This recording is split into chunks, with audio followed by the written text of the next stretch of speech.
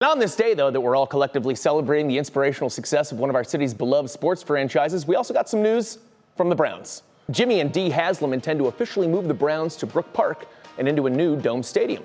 The Brook Park renderings look impressive, and the arguments made by those who don't want the Browns to leave are persuasive. I personally see advantages to both options and won't lose sleep either way, unless, of course, we're asked to pay for it. That's when I become a bit churlish. The Haslams previously said they'd foot half the bill for the $2.4 billion dome, leaving taxpayers to cover that pesky remaining $1.2 billion. They've made no indication that's no longer the case, but I believe they should rethink that stance and pick up the whole tab for themselves. Now hear me out, Mr. Haslam.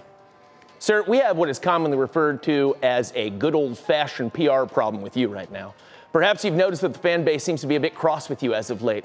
Ownership has been volatile, your product has been lacking, and the controversial Watson signing turned off many fans even before it became the carnival of horrors it is today. Candidly, most of that negativity would likely be negated if it weren't for this statistic: 70, 124-1. That is the team's win-loss ratio since your arrival here. Pretty bleak.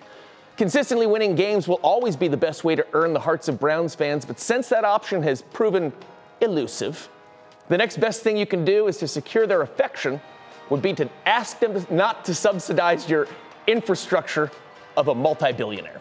I know it sounds crazy, but it's true. People defending this practice will say, yeah, but what are you going to do? That's just the way the NFL works, and I call poppycock. Team owners are reliant upon us just accepting this practice as some sort of inevitability, but it's not.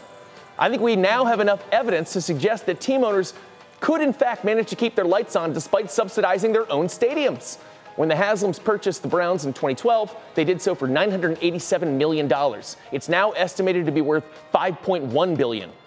I'm no financial expert, but I do feel like even when adjusted for inflation, a $4 billion increase in value over about a decade seems like an acceptable rate of return. And good for them. I don't begrudge the Haslams their success, and I hope it continues.